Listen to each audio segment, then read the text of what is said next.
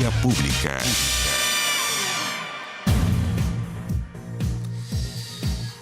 ¿Cómo están ustedes? Muy buenas noches. Bienvenidos a Vía Pública. Bueno, finalmente la Cámara de Diputados aprobó la acusación constitucional en contra del intendente de la región metropolitana, Felipe Guevara. El libelo fue aceptado por los parlamentarios y votado a favor con 74 votos y 71 lo hicieron en contra. Hubo una abstención, hubo un diputado que no votó y el resto, para llegar a los 155 que conforman la Cámara, había algunos que estaban pareados por distintas razones justificadas que no fueron. De esta forma, el jefe regional queda suspendido de sus funciones a la espera de que el Senado dictamine la resolución final, que opera como jurado el Senado en este caso, el próximo 3 de febrero. Esta acusación es la quinta que presenta la oposición en contra de una autoridad del gobierno. En este caso, se le acusa al suspendido intendente de haber infringido el derecho a la libre reunión a través de la estrategia, y ya se ha hecho famoso el término, del copamiento en Plaza Baquedano, la cual fue ejecutada esta orden por carabineros. Y parte de la defensa del intendente es que la estrategia es hecha por carabineros y que no es él quien puede decirle qué no hacer a los carabineros. Le pide que actúe en resguardo de la recuperación del orden público y es carabineros el que busca y hace un plan. Bueno, durante algunas jornadas de manifestaciones es que ocurrió fundamentalmente este hecho que se le acusa. Si los senadores ratifican la decisión que hoy tomaron los diputados mayoritariamente, Guevara será removido de su cargo y quedará inhabilitado por 5 años para ejercer cargos públicos. Luego de conocer la resolución de la Cámara, el ahora suspendido intendente volvió a recalcar que la acusación carece de fundamentos jurídicos y aseguró que ha hecho todo lo posible por devolverle la ciudad a los vecinos, el cual fue el encargo que le hizo el ministro del Interior y el presidente de la República. De hecho, hoy el ministro del Interior, después de la acusación ya sancionada en la Cámara de Diputados, Gonzalo Blumel dijo que, bueno, ¿cómo quieren que un intendente pueda intentar recuperar los espacios de orden público cuando hay desórdenes, si es que alguna medida que tienda a eso va a ser considerada por la clase política como una infracción constitucional? Y que señala el gobierno que es una muy mala señal para el resto de los intendentes cuando tengan que enfrentar un problema de este tipo, cómo van a actuar evitando ser acusados después. Esa es la discusión que se abre ahora en el país. El 3 de febrero entonces se sanciona este caso definitivamente, a favor o en contra del intendente Guevara. Vamos a la pregunta del día, y esta tiene que ver con que si crees que la OMS, que es la Organización Mundial de la Salud, debería decretar emergencia mundial por el coronavirus. ¿Sí o no? Ahí está la pregunta. Vamos a la mesa de conversación y nos cambiamos de tema. No nos cambiamos tanto de tema. Respecto a la OMS sí, pero respecto a la acusación constitucional es bastante primo hermano el tema, porque tiene que ver con las manifestaciones que se han producido en nuestro país. Nos acompaña Alejandro Navarro, senador por la región del Biobío, del Partido Progresista. Alejandro, gracias por estar aquí, muy buenas noches. Gracias, Matías, por la invitación. No le voy a preguntar por qué no puede hablar sobre la acusación, porque si habla se inhabilita. Eso dicen. Ah, ¿no es así? ¿No es tan así? No es tan así, hay opinión formada. Además, Matías, yo lo he señalado desde que llegué al Senado, esta es una acusación política. En lo que hay detrás es decirle al presidente Piñera, resuelva el problema, no por la vía policial, no por la vía militar, resuelva el problema político. Y la acusación constitucional es una acusación no solo por el cumplimiento de deberes, sino también una acusación política. Por cuanto yo no soy juez, tengo opinión. Va a tener que ser jurado. Pero yo tengo una opinión. Ahora, esto se va a terminar cuando se elijan los gobernadores a finales de este año. ¿Y cuál es su opinión? Porque va a haber una elección popular que va a juzgar la acción de hoy día intendente a fines de año gobernador. ¿Y cuál es su opinión sobre el caso de Guevara? Yo creo que él ha utilizado un decreto, el decreto 1046 del año 1974, que no define lo que es el orden público. La Constitución garantiza reunirte con plena libertad sin armas, pacíficamente y sin armas. Y eso está garantizado. Sin embargo, este conjunto de elementos de restricción que pueden tener una razón objetiva muy clara. Ha habido vandalismo en la Plaza de la Dignidad, ha habido situaciones de violencia contra los manifestantes, han sufrido el rigor de la represión de carabineros, y es casi seguro que hayan carabineros heridos. No, hay muchos también. Pero yo digo, Matías, no los hay, y hay cientos. Y hay muchos vecinos ahí que están sufriendo mucho también. Esto no pasa por cambiar, ni por sacar la estatua de Baquedano, ni por cambiarle el nombre. El bautizo popular es la Plaza de la Dignidad.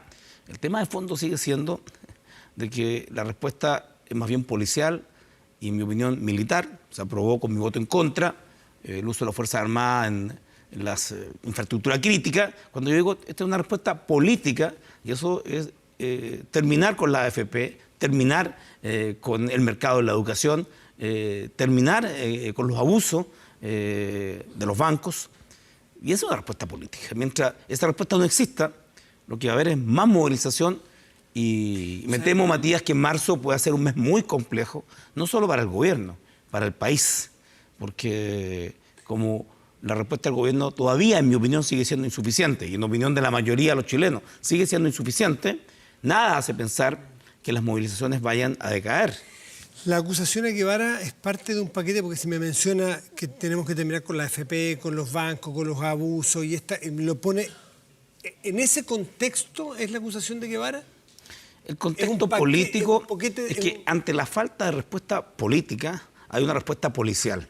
Y Guevara queda atrapado por la respuesta policial a que como intendente ha hecho uso de restricción de la libertad de reunión en la Plaza Baquedano, Plaza Italia, Plaza de la Dignidad. Es cierto, y la Comisión de Derechos Humanos que yo presido recibe la información del ministro del Interior, ahora Blumel, que nos dice que no tiene intuición sobre los procedimientos carabineros.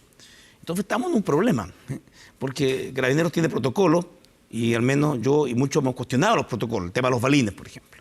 Entonces, yo sigo diciendo, Matías, que este es un problema político y deberíamos abogar por ir al fondo, no solo por la realidad, sino por la causalidad. Ya, pero no hay que medir entonces a su juicio solamente la infracción o no a la Constitución por parte del intendente. Ese es el instrumento legislativo, pero creo que detrás de eso lo que se oculta es una falta de respuesta política de quien nombró al intendente, y ese es el presidente Piñera. ¿Y usted va a votar a favor de su acusación como parte de una causa política más general? Creo que el ocupamiento de la plaza violenta la libertad de reunión, como también violenta la libertad de reunión el vandalismo producido en la plaza, ¿me explico? Sí. Y el debate político entonces, ¿qué es lo primero?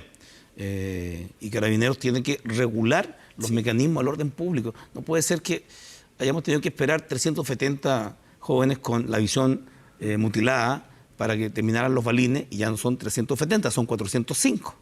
Y el protocolo no se cumplió. Me parece mal hecha la herramienta en que cada vez que enfrentamos estas cosas estamos en la duda si es un juicio político o si hay que establecer razones jurídicas. Matías, ¿no sería mejor es un contrapeso a la monarquía presidencial, al presidencialismo extremo. Es un contrapeso, se utilizó en los 70 para destituir los ministros de Allende, claro. Lo ha utilizado la oposición, destruyeron a Yasna Proboste, lo utilizó la oposición en contra de Piñera, de Harold Beyer. Es decir, mira, en esto Chadwick votó a favor de la destitución de Yasna Proboste. Es una acusación que también, en mi opinión, era una acusación política. El punto por la claridad, ya dado que vamos aparentemente, si las encuestas así lo indican, vamos a darnos una nueva constitución, establecer más claramente las herramientas para que, mire, hagamos una situación de contrapeso para poder hacer, por ejemplo, una moción de confianza contra los ministros. Pero acusación constitucional y tener que buscar qué infracción para hacer una acusación política, la ciudadanía se confunde. Mira, ¿es jurídico o es político? Una nueva constitución es necesaria, y este aspecto va a ser muy evaluado. ¿Se da cuenta de lo que le pregunto? ¿No? Que es una herramienta ambigua. Matías, la variable es que a finales de año se van a elegir los gobernadores popularmente. Sí. Entonces, hoy día el intendente le responde al presidente de la República. No, nada más. Totalmente. A finales de este año, el gobernador electo le va a responder a su electorado, a la ciudadanía, no le va a responder al presidente. Algunos dicen que tiene Por lo tanto, la sanción va a ser la no reelección. Mira, yo lo dije cuando votamos esta ley de elección, en donde hay muy pocas facultades, es que los intendentes se van a poner de acuerdo y van a marchar y van a rodear la moneda y van a exigir más facultades, ¿me explico, no? Porque van a tener respaldo, perdón, los gobernadores electos van a tener mucho poder. De hecho, todos ellos van a quintuplicar la votación del presidente de la República. Van a poner en la mesa 10 gobernadores electos, una votación 4 veces superior a la del presidente. O sea, va a haber representación de la soberanía popular del pueblo en esa votación y por lo tanto va a haber un equilibrio distinto entre el presidencialismo y los intendentes, que van a ser una válvula de mayor poder para las regiones. ¿Por qué quintuplicar la elección de un presidente? ¿Por qué? Porque los presidentes sacan 2 millones, sí, 3 millones de votos. Sí, pero si el voto es obligatorio y votan 9, 8 millones, entre 10 intendentes pueden juntar. Entre todos. Entre sí, todos, claro. Y por tanto, cuando llevan 8, 9 millones de votos a la mesa. Y por tanto, va a ser una situación distinta. Por ahora, yo creo que si hubiera unidad en la oposición, si hubiera oposición de verdad, pero no la hay, podrían sacarle un ministro a Piñera todos los meses, bajo cualquier condición acusativa. Si sería un desastre, por cierto que no, pero sería un desastre. Sin embargo, el mecanismo, aunque la acusación sea una mala acusación, es la votación la que decide. No hay alguien que examine, digamos, la legalidad. Es un debate político. ¿Usted cuando le toca votar examina la legalidad o de antemano sabe que es oposición, por lo tanto va a votar en contra? Mira, hacemos una revisión y siempre hay elementos que pueden ser opinables. Ya, pero usted busca cómo justificar mi voto, que ya lo tengo pensado, o usted en conciencia y en libertad dice pros y contras, no, voto en contra. No, usted ya sabe que va a votar. No, pero yo no soy imparcial en eso. Tengo una opinión política y hay elementos de cuestionamiento de uso de sus facultades. Luego hay un mensaje político que él y el presidente tienen que recibir. Es una combinación de ambos. Ya. Entremos en materia de lo que viene, porque hoy se inauguró este Foro Latinoamericano de Derechos Humanos. Es el organizador, Alejandro, usted, ¿no? Así es. El organizador, el que hace cabeza con invitados internacionales. Claro, el Baltasar Garzón, el famoso juez Garzón, que el 16 de octubre del 80 y... ¿Qué año fue? 97. 97, sí. Bueno, 6 o 7, bueno, encarceló y retuvo a Augusto Pinochet gracias a una orden suya en Londres y por eso se hizo tan conocido en Chile. Es ex juez y vienen muchas otras personas también, una lista enorme, un cartel muy Juan Carlos Monedero. Juan Carlos Monedero, que es Carol Pronel, la abogada de Lula. Exactamente, hay una lista muy recontralarga.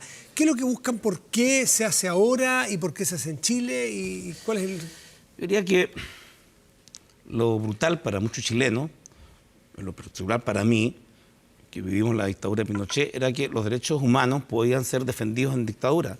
Ahora estamos en democracia y hay violencia y hay violación de los derechos humanos. Y ese concepto de democracia con violación de los derechos humanos es un hecho brutal. Porque mucha gente pensaba que la democracia protegía, impedía la violación de los derechos humanos. Y no da por sentado. Y eso no es así.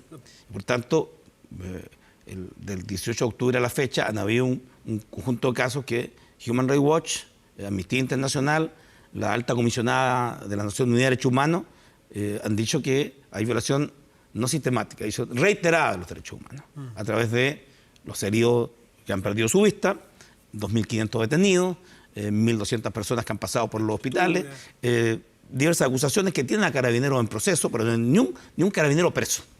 Y lo decía Garzón hoy día en el foro, hay un contraste dentro del número de detenidos, el número de heridos y los carabineros procesados, que son 12, pero no hay ni un carabinero preso, quedan con medidas cautelares distintas a la cárcel, tratándose de delitos graves, acreditados, por eso hay una investigación del fiscal, no son los tribunales militares, son un fiscal, y eso crea un profundo desequilibrio.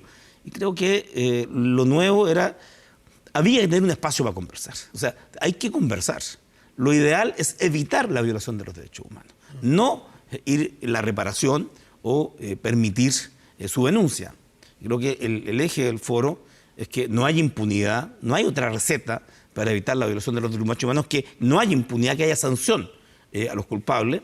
Y la situación de Bolivia, golpe de Estado contra Evo, la situación de Ecuador, una situación en donde hay una coalición que gana, y el presidente mete preso al vicepresidente, persigue al expresidente Correa, exilia, está Ricardo Patiño, Gabriela Rivadeneira, presidenta de la Asamblea, exiliada hoy día en México. Dan cuenta de 3 hechos coyunturales en este año Y hemos hecho invitaciones abiertas a toda América Latina y al mundo. Son 23 países, 82 expositores en 3 días y unas 1.100 personas acreditadas. Y creo que la sociedad chilena, tuvimos 1.400 acreditados. Y deben haber llegado hoy día unos 900 a 1.000. Se instaló afuera sillas para poder seguir el desarrollo del acto. Por tanto, y lo que yo sentí era de que mucha gente no había tenido la posibilidad de escuchar opiniones externas sobre cómo nos están viendo en Chile. Ahora, los 4 informes que usted mencionó nos permitieron justamente escuchar esa opinión externa. De organismos especializados. Había personalidades, o sea, claramente la Estela de Carlotto, la presidenta de las abuelas de Mayo que está, bueno, y un conjunto también de parlamentarios de toda América Latina dan cuenta de una visión. Ellos están sorprendidos. Lo primero que te dicen es, el modelo Chile. Chile era el buen alumno, el niño ordenado de América Latina, y de repente se desordenó. Y vienen, por eso que hay una gran participación, a conocer por qué se desordenó, qué pasó en Chile. Okay. Los derechos humanos son un valor fundamental, son un valor compartido, no es discutible, no es discutible. Es como la honestidad, como, en fin, son valores transversales. Lo que sorprende cuando uno mira el cartel es que haya un sector de la sociedad, porque usted dice, tenemos que conversar y dialogar. A mí me hace falta en el cartel que haya gente con miradas distintas, porque veo el cartel, por ejemplo, que dice, habla de que lo que hay que, no sé, lo que hay que atacar es el neoliberalismo, entonces se confunden, porque eso es opinable. A alguna persona le puede gustar el neoliberalismo, a otro puede que no le guste, pero los derechos humanos no son discutibles, se respetan y ya está. Entonces, ¿por qué confundir y por qué izquierdizar los derechos humanos como si fuesen monopolio de un sector? Mira, porque yo diría que ahí han estado las víctimas de las violaciones de los derechos humanos. Estela de Carlotto, Monedero nos contaba su historia en lo que fue en Madrid el surgimiento de Podemos, hacía un llamado a movilizarse y organizarse. Estaba Carol Proner, nos contaba el lawfare contra Lula, o sea, el uso de los tribunales de justicia para sacar a Lula de carrera. Y por tanto, este no era un foro transversal. O sea, si me pregunta eso, Matías, no era un foro transversal. Este era un foro donde estaban las víctimas de violación de derechos humanos y claramente de izquierda. No es, o sea, Iván Moreira y Felipe Cas no me pidieron participar, ¿me explico, no? No, pero por ejemplo, yo sé que este tema se lo han tocado 700 veces, nosotros mismos hemos tenido discusiones fuertes. Cuando uno habla de derechos humanos se pierde la oportunidad de decir todas las víctimas de derechos humanos, sin apellido. Entonces usted dice, aquí están las víctimas. Me faltan las víctimas decretadas por las mismas organismos internacionales que decretaron que aquí hubo violación de los derechos humanos ahora en este gobierno, o durante este gobierno, los que dicen que los hay también en Venezuela. Y es un tema requete contra repetido. ¿Por qué no invitarlos y hacer efectivamente el tratamiento completo de la violación de los derechos humanos? Porque fíjate que la contingencia nos obliga, el foro tiene como nombre Derechos Humanos Aquí y Ahora. La preocupación muy amplia puede darse en un contexto en donde pueda reflexionar, pero aquí lo que hay que es defenderse. O sea, esto es inmediato y por tanto estás todavía en asimilar de que hay gente que no ha hecho la denuncia, tiene 30 perdigones porque tiene miedo y está haciendo tratamiento casero porque tiene miedo de ir al hospital a sacarse los perdigones. Entonces tú dices, vamos a hacer una discusión muy amplia. Me dicen, pero senador Navarro, tú quieres discutir los derechos humanos amplios, yo quiero que tú me defiendas ahora, que discutamos sobre la violación aquí y ahora. Perfecto, o sea, este es un foro que trata sobre las violaciones de los derechos humanos que se han producido en Chile. ¿Y en América Latina? Entonces me faltan los venezolanos. Mira, en Venezuela es un tema que hemos tratado muchas veces. Vamos a usar el mismo rasero de medición. Las 4, Human Rights Watch, qué sé yo, Comisión Interamericana de Derechos Humanos, la Alta Comisionada de Derechos Humanos, usando la misma herramienta, indican, incluso son bastante más duros con Venezuela que con Chile. Entonces, ¿por qué no están las víctimas de Venezuela hoy en este foro? La verdad es que no creo que quisieran viajar. La situación tiene convulsión en Venezuela y porque creemos que hoy día lo importante era marcar los temas en Chile y si ese foro lo quieren armar, lo podría armar Moreira, pero no lo hacen. Es que el valor de los derechos humanos es que si lo arman todas las víctimas. Pero eso no ocurre en la realidad, esa es una cierta utopía. Ya, pero usted que está encabezando un esfuerzo tan grande como este, tendría el doble valor de decir, aquí estamos todos los que hemos sido en algún momento víctimas. Y si fue Pinochet o si fue Maduro, da igual. Mira, yo creo que hay oportunidad de enfrentar aquí el debate en mejores condiciones. Hoy día creo que sería ofender a los que han sufrido la represión en Chile, decir que vamos a discutir los derechos humanos de Venezuela o de Bolivia. Lo que hemos invitado a aquellos de esos países a conocer la realidad de Chile. De Chile, porque se hace en Chile, sí, claro. porque aquí hay una demanda de la sociedad civil a que defendamos aquello. Ya. Entonces, pues, yo espero que así lo hagan, pero generalmente a mí no me invitan a... Mala cosa, pues. no nos invitan a eso. Además, hay un cierto temor. Nos costó mucho conseguir las dependencias del Congreso Nacional, porque pensaban, ¿no?, que va a ir gente decente. Fue gente decente a expresar una opinión y ha terminado de manera exitosa completamente. La pregunta no es si son decentes los que fueron, que no cabe ninguna duda, no hay duda. Me faltó más gente decente. Para que este sea un tema de los derechos humanos, porque cuando yo veo, por ejemplo, que está la bancada casi completa del Partido Comunista como expositores, que tienen todo el derecho de estar, me hacen falta otras bancadas, porque el tema es de derechos humanos, no del partido A, B o C. ¿Me entiende el punto? Está Adriana Muñoz, que también esperamos sea la próxima presidenta del Senado, cuenta con mi voto. Está Juan Carlos Latorre, está Yasna Proboste. Y se hizo una invitación a todos, mira, sin distinción, a todos los diputados de izquierda, centro y derecha, a todos los senadores de centro y izquierda. Cada cual toma su decisión de asistir o no. Pero obvio, invitados oficiales. Si es el Congreso Nacional, se invita a todos. ¿Y usted le daría garantía si va un senador de derecha? No estoy en condición de darle garantía, porque algunos, es que si me dieran a mí que fuera a la sede de la UDI, a un evento de la derecha, no me van a poder dar garantía. Pero es que Si no, pregúntale a la senadora Rieselberg, la funan todos los días, a mí también lo han hecho. Bien, Entonces, hay una situación en Chile en donde la ciudadanía es la única que da garantía. No hay autoridad alguna que sea respetada que dé garantías. Pero esta es la sede de un partido o de una causa ideológica o de una causa humana, que son los derechos humanos. Porque si es de derecho humano, podría estar aquí perfectamente, no sé, el invento, el senador Alamán. Y que dijeran, bueno, él no tiene la hoja limpia, es un tipo que no tiene ninguna acusación, un tipo que defendió el regreso a la democracia, es de la derecha, pero se sienta a mi lado.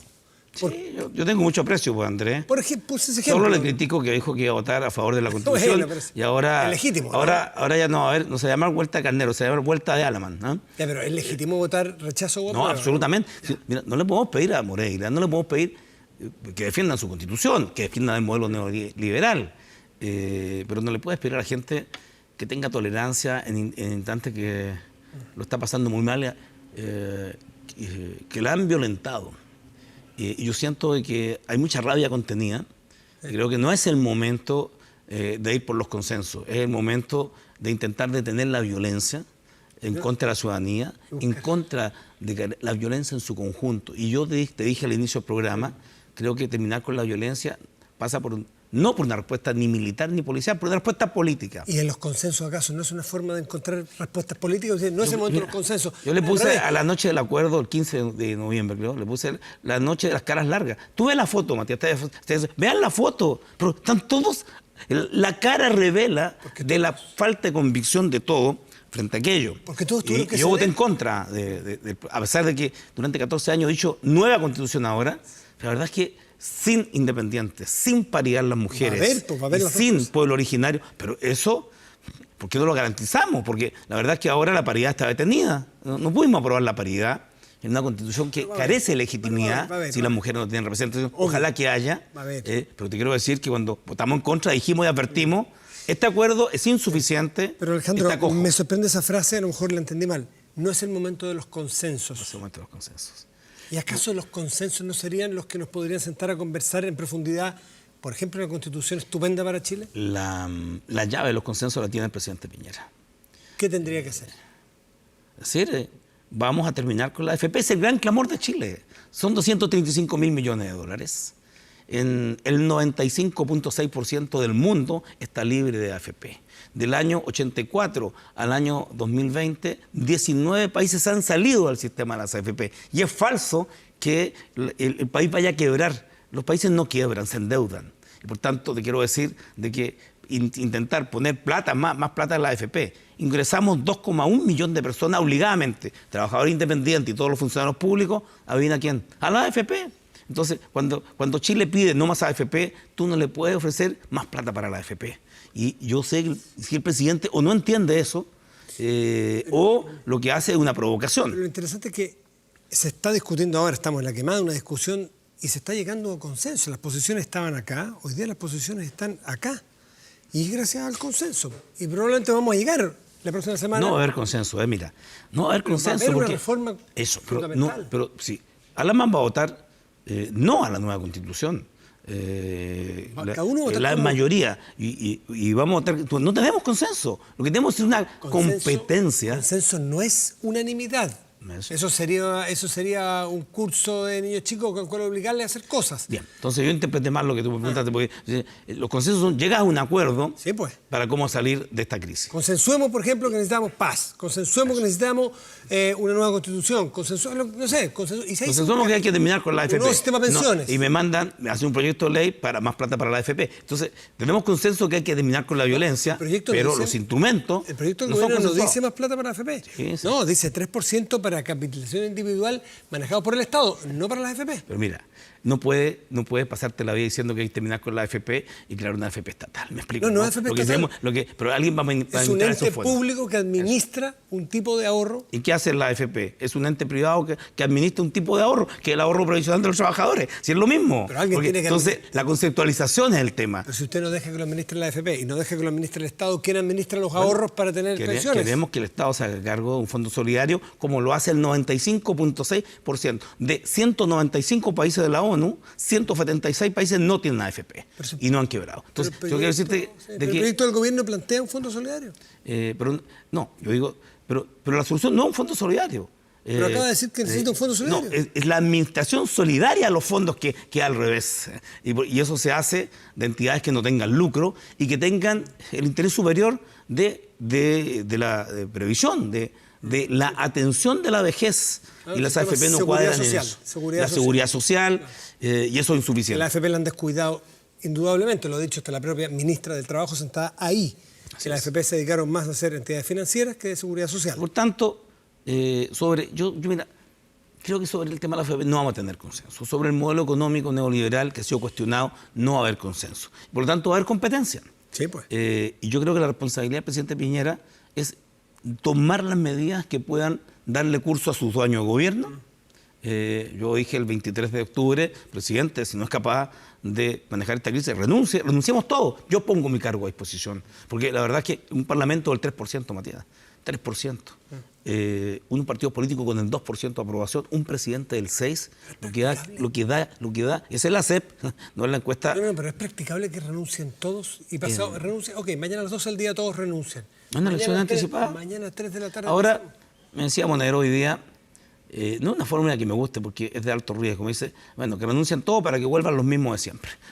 En Argentina se pidió que renunciaran todos, digamos, y después llegó Menem. Entonces, es una fórmula. Pero quiero decir que hay que abrir el debate sobre que lo que hoy día tenemos no garantiza legitimidad. Hay una crisis de legitimidad, de participación y de representación. Y eso es responsabilidad de todos. No me excluyo de esa responsabilidad, Matías. Sí, es una responsabilidad de 30 años. No fueron 30 pesos, fueron 30 años. Y resulta que a lo menos de esos 30 años, 22 fueron la concertación de la nueva mayoría, que administró un modelo del cual hoy día se mantiene crítico, pero lo administró.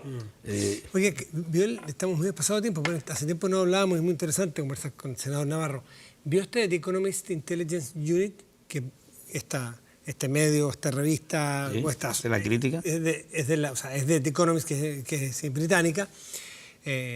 Dice que Chile, después del 18 de octubre, pasó de ser una democracia imperfecta a ser una democracia plena, justamente por la mayor participación que logran los chilenos y chilenas en salir a las calles a manifestarse. Lo dice textual. ¿Sabe usted? No sé si lo leyó porque estaba ocupado en este foro. ¿Cuántos ciudadanos del mundo viven bajo este concepto de democracia? Ni siquiera democracia plena o imperfecta. 5%. Es bien increíble. Sí, y Chile está en esa élite de países con democracia. Ahora, entonces, ¿será como para ser tan autoflagelantes? Mira, yo creo que el candado de los 2 tercios se expresó hace 2 semanas cuando se votó que el agua volviera al Estado de Chile, requería 29 votos y tuvimos 24. Ese es el candado de los últimos 40 años, de los últimos 30 años, del 90 a la fecha. Pero por eso hay y este consenso de todos los tercios, creo, es muy difícil, Matías. Y el riesgo de quienes firmaron el acuerdo es de que efectivamente no alcancen los 2 tercios y quede o la hoja en blanco, como se ha señalado, o que las leyes orgánicas constitucionales que requieren 2 tercios. Entonces es una apuesta profunda que tiene riesgo para ambos lados. Y por eso la radicalización de Alamán frente a este cambio profundo, lo que es, lo hecho, dice convención constituyente, pero va a ser una asamblea constituyente. Va a ser lo que la ciudadanía quiere. La restricción de los 2 tercios, que es un candado duro, pero que es también la que se utilizó en Ecuador, 2 tercios. Pero va a ser lo que la ciudadanía quiera y tenemos que ponernos todos detrás de la decisión del soberano, ¿o no? A ver, yo esperaría que la convención mixta... ¿Te imaginas que haya 82 de los 175 participantes, ex senadores, ex diputados? Yo creo que eso no tiene legitimidad alguna. Yo espero que sea 100% ciudadana y que los partidos den espacios para los independientes y no hegemonicen el control a través de... el poder de los partidos, que haya ciudadanía activa que participe. ¿Es lo que opine usted y yo, por ponerle un ejemplo, o lo que opine la gente en el plebiscito el 26 de abril? Creo que va a ganar la nueva Constitución. Pero si gana Constitución y mixta, por ejemplo, ¿usted cree que la no mixta no tiene ninguna probabilidad? Pero está bien, pero vamos a suponer que gana y que los chilenos y chilenas mayoritariamente quieren esa alternativa. ¿A usted le parece legítimo? Sería legítima, por cierto. Ya. Y por tanto, creo que ¿y si gana? La apuesta de Alamán y de quienes están con él es decirle, mire, nosotros queremos no a la Constitución, ellos rechazan. Nueva Constitución, lo que significa ipso facto, sí a la Constitución del 80 y se le da legitimidad absoluta a la Constitución del 80. Entonces tenemos una polarización completa. Sí, pero no se trata de eso la democracia. Vamos, otro caso hipotético, que no parece probable según todas las encuestas, que gane el rechazo. Mira, ¿es legítimo? Si es la expresión popular y soberana, completamente legítimo. Perfecto. Solo quiero decir que yo observo a los empresarios y creo que Piñera cada día está más solo, porque al final del día, cuando la nueva mayoría y la Concertación administró el modelo, no hubo esta explosión social, y creo que los empresarios han entendido que el próximo presidente de Chile no va a ser de derecha, no sabemos quién va a ser. Anoten el nombre de Andrónico Luxi, anótalo. Pero claramente... ¿Es su candidato? Yo digo... tuve un debate de Twitter con Luxi y dije yo, Luxi está en campaña. Me dice, no está en campaña, veo una pachotada. Y bien, pero yo te quiero decir de que veo a Luxi en campaña. Porque es un tipo empresario diferente a Piñera. Pero bueno, pero más que eso, solo señalar de que hay una notificación. Este país difícilmente va a elegir un gobierno de derecha. Sin embargo, las alternativas no están claras. Y si efectivamente el debate es de nueva Constitución versus la Constitución del 80, hay mucha gente de derecha que piensa en Chile de que esta explosión social se debe a la rigidez de la Constitución del 80 y que el modelo extremo neoliberal también ha causado este daño. Y hay gente que quiere hacer variaciones, no tal vez las que yo quiero un cambio profundo, pero quiere hacer variaciones. Entonces, veamos cómo se expresa la Asamblea Constituyente. Para eso este Foro de Derechos Humanos ha recogido aquello que no queremos. La violencia no va a ser la solución, ni la violencia en la calle, ni el vandalismo, tampoco la violencia carabinero en contra de los manifestantes. Ninguna violencia. Yo espero que en marzo, si hay movilización, esta sea dentro de los márgenes de respeto y que haga viable el 26 de abril. Porque creo que si la violencia se agudiza en marzo, la posibilidad cierta de que el 26 de abril no haya el plebiscito es real, porque un plebiscito con una sociedad convulsionada se va a volver muy complejo y eso es lo que hay que evitar, Matías. Sin duda. Alejandro Navarro, senador por el Biobío del Partido Progresista, muchas gracias por estar aquí. Gracias por la invitación. Que esté muy bien. Vamos a hacer una pausa y ya volvemos aquí en Vía Pública. La pregunta tiene que ver con la OMS, la Organización Mundial de la Salud, que debería a su juicio decretar emergencia mundial por el coronavirus. El 82% cree que sí. Pausa y volvemos.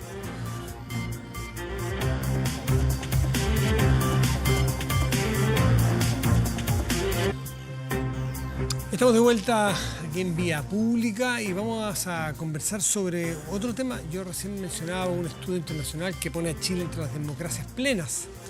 Subimos de división. Otro estudio, también internacional, de corrupción, pone a Chile como un país que mejora en esa materia de corrupción. Nos acompaña Alberto Press, que es director ejecutivo de Chile Transparente. Alberto, gracias por estar aquí. Muy buenas noches. Hola Matías, muy buenas noches. No se trata de ser autocomplaciente, pero las cosas son. Nos gusta o no nos gusta, y en esta materia somos menos corruptos, hemos ido mejorando, no somos perfectos, no hay país que no tenga corrupción. ¿Pero de qué se trata este informe? Bueno, vamos por partes. El índice de percepción de corrupción es el índice de transparencia internacional desde el año 1996. Es la muestra más grande y más consolidada que mide la percepción que tienen terceros de los distintos países. Lo medimos en 180 países del mundo. En el caso chileno, si bien nosotros subimos una posición, es porque Bahamas baja muchas posiciones.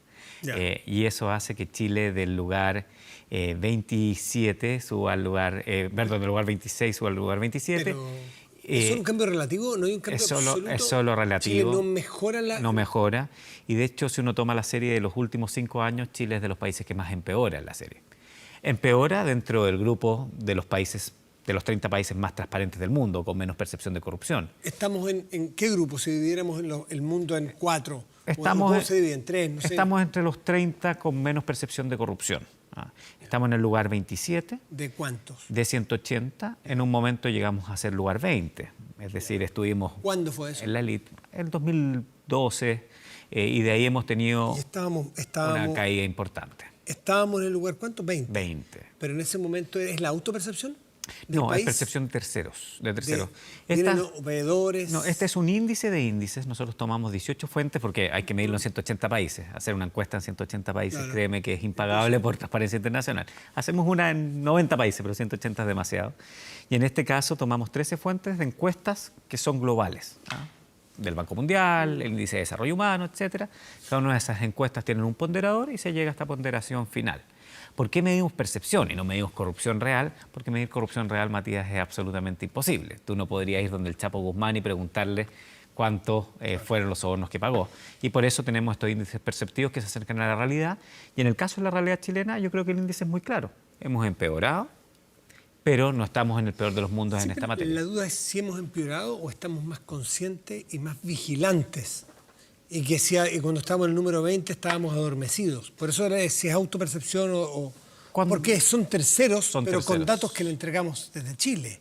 Absolutamente, y algunos datos que son internacionales más duros, desde el clima para hacer negocios, la estabilidad de la democracia. Es un índice bien compuesto y bien completo. Pero claro, el 2012 estábamos bastante ciegos a la basura que teníamos debajo de la alfombra. ¿Cuál es el problema? Que una vez que se descubren los casos, es decir, 2014... La respuesta nuestra, si me hubieras entrevistado en el 2014, hubiera sido, bueno, evidentemente es porque nos dimos cuenta de la basura que teníamos debajo de la alfombra. Carabineros, Milico Gate, financiamiento de la política, colusiones, etc. ¿Cuál es el problema? Que la tendencia se ha mantenido en el tiempo. Y eso demuestra que la reacción de la sociedad chilena y del Estado chileno no ha sido la reacción adecuada. Y esto se ve muy simplemente. Avanzamos en normativas de prevención muchísimo, pero la impunidad sigue campeando en esta materia. Se han aumentado las penas, pero nos cuesta mucho probar los delitos de corrupción y finalmente los juicios terminan normalmente en salidas alternativas. Cuesta probar los delitos de toda índole. Bueno, hay un déficit en los delitos de alta complejidad. Hay una de las cosas que de hecho le pedimos al presidente de la República cuando hace pocas semanas nos reunimos con él y vine a comentarlo en este mismo programa, fue que la Fiscalía carece de una Fiscalía de alta complejidad. Si yo te robo este lápiz, hay cámaras, me puedes hacer un seguimiento, es relativamente fácil probar que yo me robé este lápiz. Si yo después de este programa me junto contigo y te pago un soborno debajo de la mesa en efectivo, probar esa transacción es muy, muy difícil. Y lo mismo nos pasa en corrupción, pero hay formas de probarlo y evidentemente nosotros pedimos una mayor especificidad por parte de la Fiscalía y para eso hay que dotarla de esa especificidad. ¿Qué identificas tú como elementos que nos hacen estar peor, pese a que seguimos entre los mejores 30 países, pero respecto a nosotros mismos en los últimos 10 años? Mira, sobre todo la impunidad, ¿no? La sensación de impunidad. Los delitos de corrupción tienen sanción en Chile, pero es muy baja. Mira, es un caso que siempre es bueno ejemplificarlo. Mira, cuando una persona comete y está involucrada en un delito de colusión, luego está involucrado en 2 delitos de información privilegiada, y esa persona al día siguiente sigue siendo director de una empresa, claramente lo que le pasa a cualquier otro chileno que se salta un semáforo y le sacan un parte es, acá hay algo que no está funcionando. Cuando tú ves las salidas alternativas, que fueron quizás jurídicamente bien aplicadas, y uno ve la disparidad, es muy complejo. ¿Pero qué es distinto?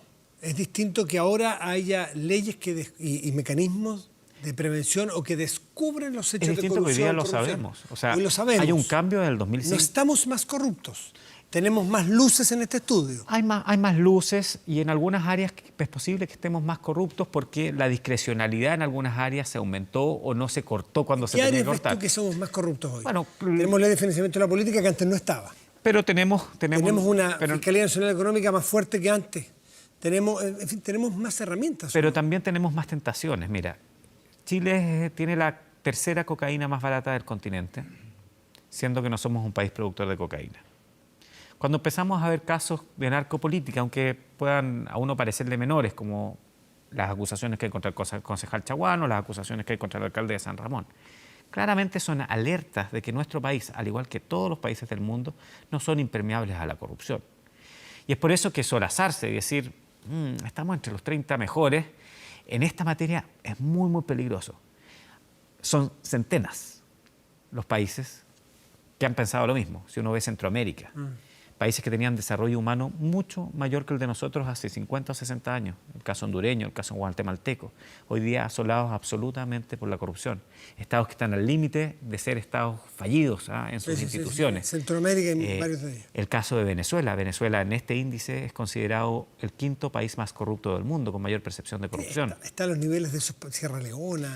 De Somalia, de Sudán. Claro. Este es un índice absolutamente transversal en sus fuentes, no tiene color político. Hay países de derecha que salen muy corruptos. Bolsonaro en Brasil hoy día tiene el peor rendimiento de Brasil en la historia del índice. O sea, nadie podría acusar que este índice es de izquierda o de derecha.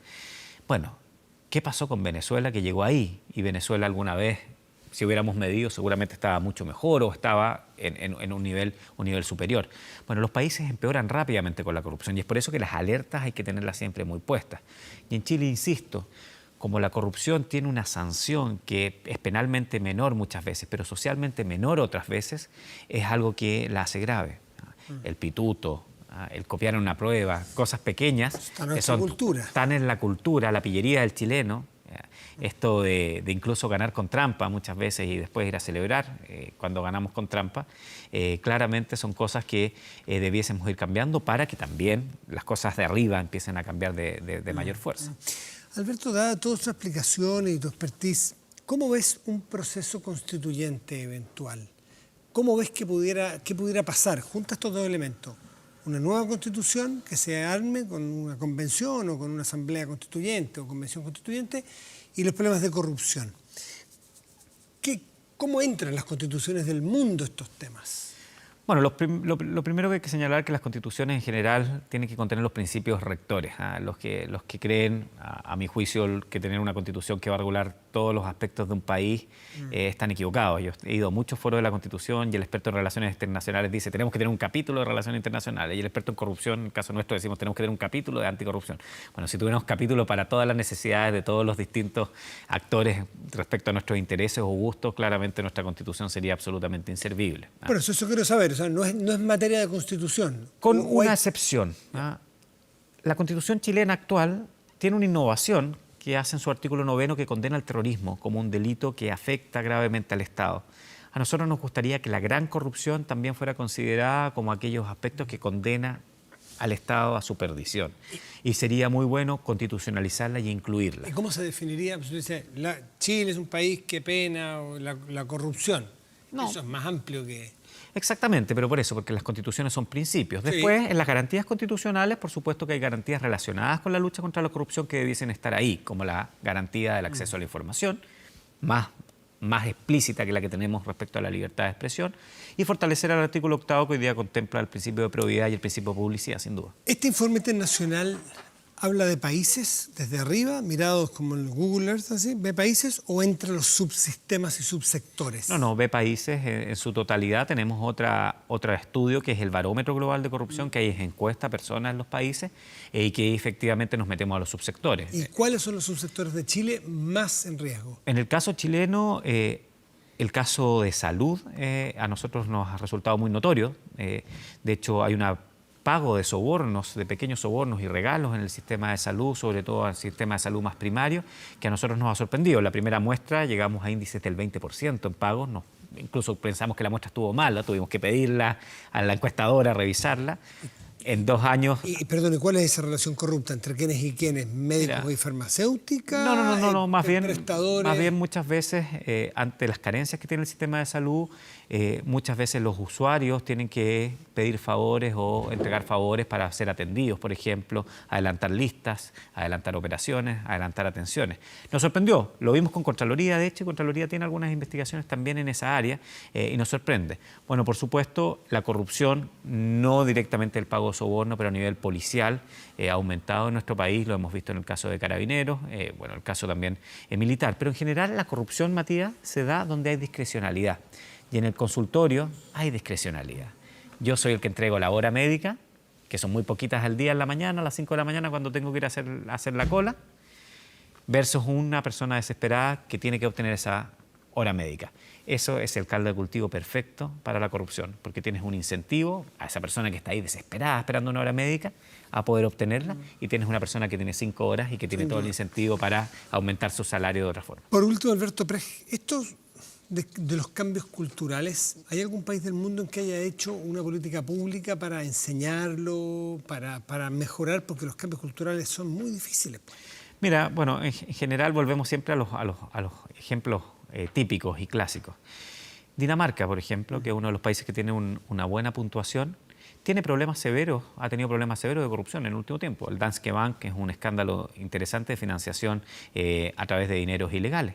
Pero en Dinamarca anda a pagarle un soborno a un policía, o anda a saltarte una fila, o anda a no respetar un semáforo. ¿Por qué? Porque se ha creado una cultura de que efectivamente el que va por el mal camino va a ser sancionado. ¿Cómo lo logras? Bueno, desde la educación primaria, por supuesto, pero también desde el garrote. Muy simple. Si tú tienes una sociedad, del 100%, un 2% siempre va a cometer delitos de corrupción. Ese tipo o tipa, lo único que tiene es el derecho penal para sancionarlo. Tienes un 18% que son los buenos ciudadanos, aquellos que, a pesar de que les digan que son tontos, a pesar de que les digan que son gansos, no se van a ir por la berma, no van a copiar una prueba, van a pagar todos sus impuestos, el 18%. Y el 80% somos el resto, que nos vamos a mover según los incentivos. Y eso es lo que hay que crear al interior del país. Por ejemplo, si en una empresa yo veo que algo está ocurriendo mal y si lo denuncio me van a echar, ¿cuál es el incentivo para denunciarlo? Si soy un funcionario público honesto y me van a sancionar por denunciar algo, ¿cuál es mi incentivo para denunciar? O sea, generar las condiciones. Condiciones para que los honestos podamos efectivamente vivir tranquilos, que es lo que queremos como sociedad. Y hay sociedades que han avanzado muchísimo en este aspecto y la sociedad chilena lo puede hacer. Insisto, no estamos en el peor de los mundos, pero a nosotros dos que nos gusta el fútbol, nos parecemos hoy día a La Serena, que acaba de ascender y que esperamos que no descienda, pero que podría descender al año siguiente. Y eso es lo que nos pasa en Chile en materia de corrupción. Un equipo débil, pero que no es de los más débiles del mundo, sin duda. Alberto Prej, muchísimas gracias por estar aquí esta noche. Muchísimas gracias, Matías. Muy bien. Muy buenas noches. Aprovechamos de saludar a la gente de La Serena, que van a estar felices porque el Club de Deportes, como le dicen allá, ascendió a la primera división en una final muy buena contra Temuco. Yo siento pena por el matador Salas porque quería que Salas se merece... Fue infartante la final, a penales. Sí. Pausa y volvemos. Gracias, Alberto. Chao.